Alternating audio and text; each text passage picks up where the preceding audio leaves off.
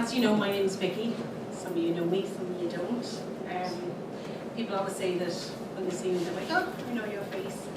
It's not me, my dad, but they know. I'm from a group of mothers called Every Life Counts. And I'd like to tell you about my daughter Liadán and how the 8th Amendment protected her. In 2014, I found out I was pregnant. It wasn't a planned pregnancy. And after the news sank in, we were absolutely overjoyed. I had a 12-week scan, and all was well. I was a little concerned as the baby was measured a bit smaller than about 2 weeks smaller than it should have. Yeah, I can kind of hear myself. She was measured a bit smaller. Excuse me. Would you possibly turn up the volume a bit more? Yeah, have we volume? I've never been accused of being too quiet. Ever. You're right. So at my 12-week scan, which is offered to everybody in Ireland, all was well, and we could see this beautiful little baby. The baby was measuring a bit smaller, and we were a bit concerned about that. But at 11 weeks and 4 days, this baby was so active. It was just so active on the screen, moving and waving, and even the sonographer got a peek at a bit and laughed and said, oh, you've a live wire there. She got a great picture of the baby waving at us. And that was 11 weeks and 4 days. After the scan, we were super excited. We even went and we decorated the baby's room. We decorated the baby's room in cream and brown. And already this baby was so, so loved. Next was our 20-week scan. Now this scan is called an anomaly scan. I can never say that word correctly. It's not offered in all hospitals, but Waterford offers it. I was 22 weeks pregnant in 5 days. We were just so excited to find out if it was a blue or a pink baby we were having. The midwife scanning us was the sweetest woman you could ever meet. And she was spending so much time on us. We were just delighted to see this baby on the screen, kicking and moving. Just so active, being so active and feeling what you could see was so great. The midwife then looked at me and said, Vicki, there seems to be some problem with your baby's feet. And then she went on to say that the baby had talipes. I didn't know what that was. And it's club feet. Didn't bother me. I just thought, we can fix that. They can fix anything these days. It's only her feet. They explained, she then said that there may be a genetic problem with your baby and that we need to go to Dublin to get this checked. I asked her what we were having. She said a girl, and there and then we named her Liadán. We got to Dublin for another scan. Again, this really posh hospital, and you have this big screen in front of you to see your baby. She was moving and kicking, so active. And the doctor said it looks like trisomy 18. So yet again I was faced with words I didn't know. I didn't know what this was.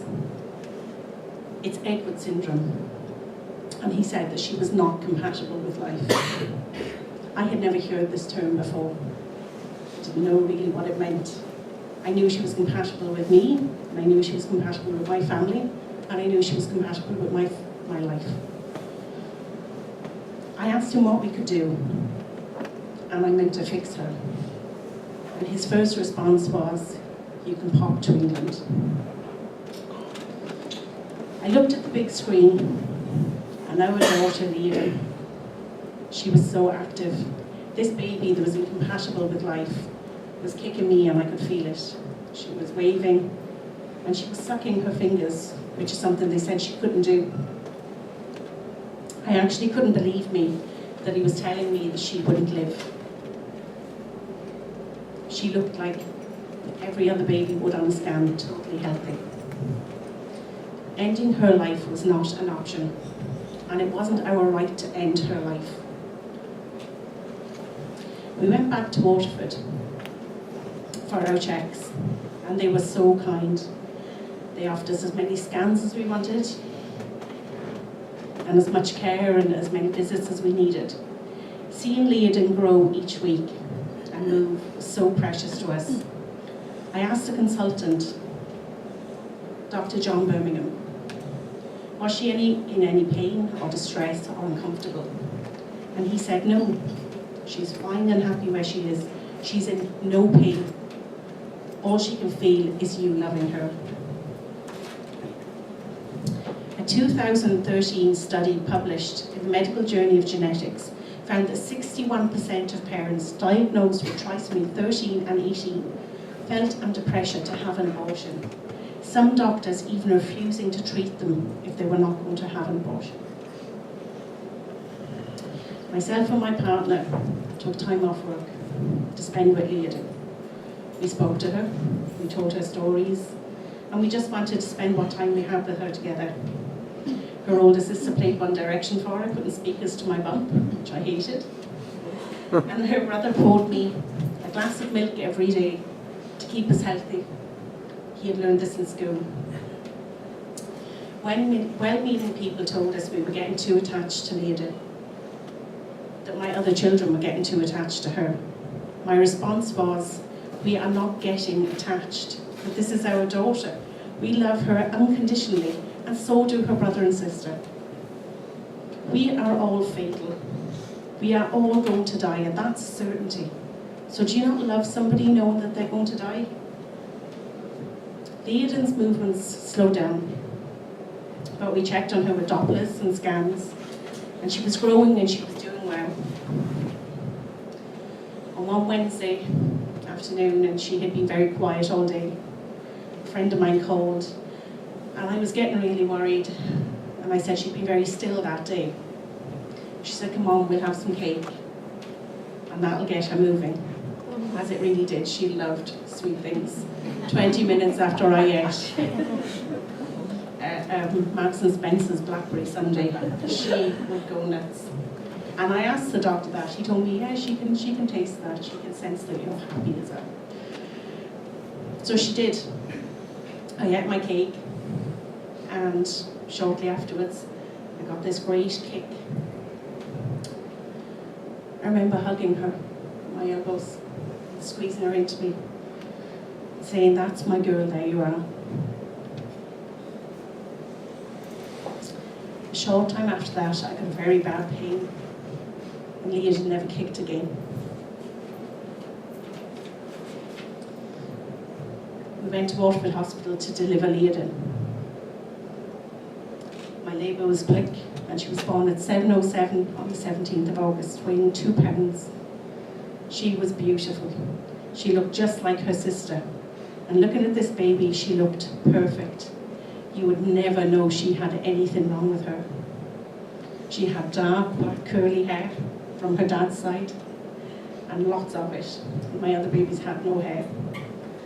She had long, dark eyelashes and a little birthmark on her left butt cheek. We had bought her a little outfit to bring her home in. We spent hours just looking at her and taking her in, and we dressed her in a little outfit. We brought Liadán home the next day. All our families wanted to see her, to say hello and goodbye in one day. Liadán's funeral was probably a bit insane. The neighbours thought I was cracked, I think was the word one of them used.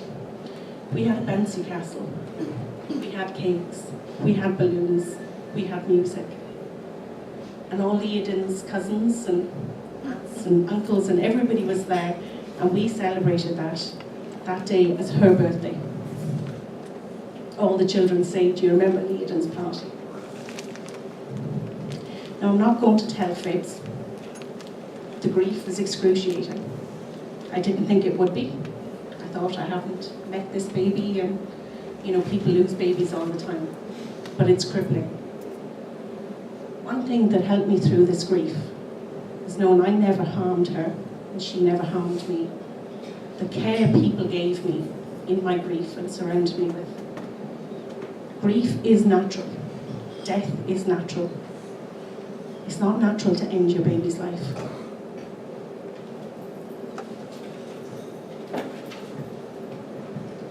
Liadán is a huge part of our family. Her handprints hang on our wall with our other family pictures. We celebrate her birthday every year. Our families and friends always remember her. She's mentioned in Christmas cards and birthday cards.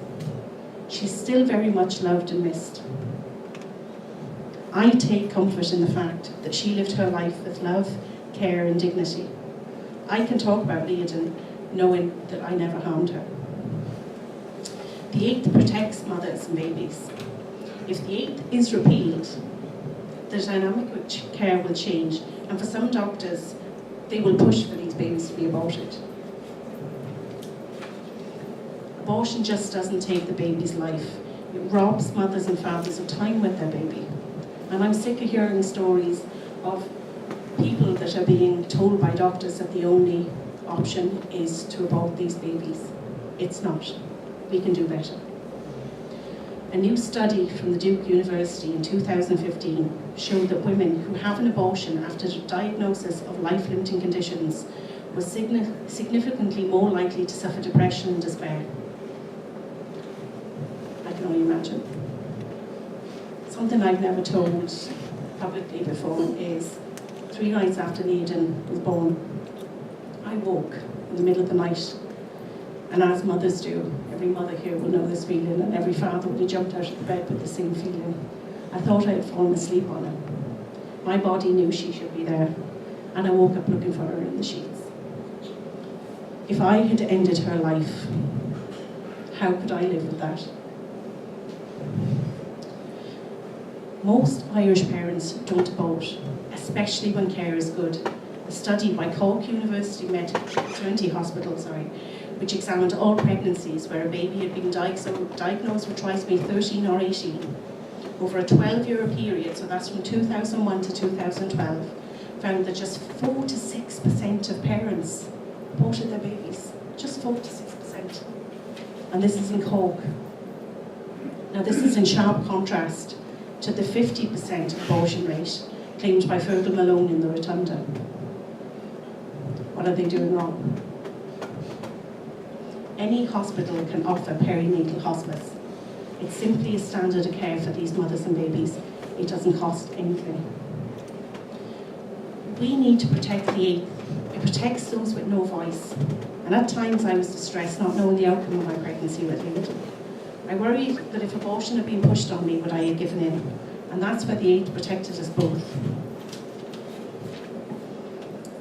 Liadán is my biggest gift. She gave me so much in her short time. She gave me a new outlook on life, and she is my precious little girl that had rights as a human being, and her illness certainly didn't make her any less important or loved. If the 8th is repealed on the grounds of life-limiting conditions, and that's what the politicians are telling you, they're telling you that babies like Liadán should be left live. That the best, kindest thing to do, that's what they tell you, it's the kindest thing to do, is to abort them. Don't be deceived into thinking that abortion is going to be restricted. Babies with Down syndrome are being aborted up to 9 months gestation. That's not propaganda, that's a fact. Anybody in this room can research that and find out that's an absolute fact. 90% of babies in the UK with Down syndrome are aborted. Liadán had trisomy 18, Down syndrome is trisomy 21. I remember being jealous and wanting her to have Down syndrome so she would have lived.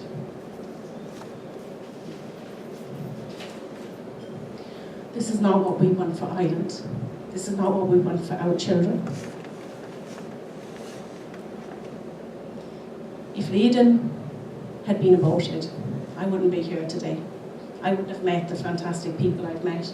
I wouldn't have come on this amazing journey that she has taken me on. So how can anybody tell me that she doesn't matter, or she was only a clump of cells, or she didn't know any different? How can something that doesn't matter have this much impact. Thousands of people know Liadán's story now. I understand how hard this is to talk in your families. It's causing war in families. People are fighting over it and you're afraid to say it. I work with a load of women and half of them are pro-life, but they're afraid to admit they're pro-life, and this is what we're up against. Please don't be afraid. Shout that you're pro-life. Talk to people. Show them leaflets. Give them information. Some people are being led blind into this, and we need to talk about it. We need not to be afraid, and we need to protect these babies. Thank you so much for your time.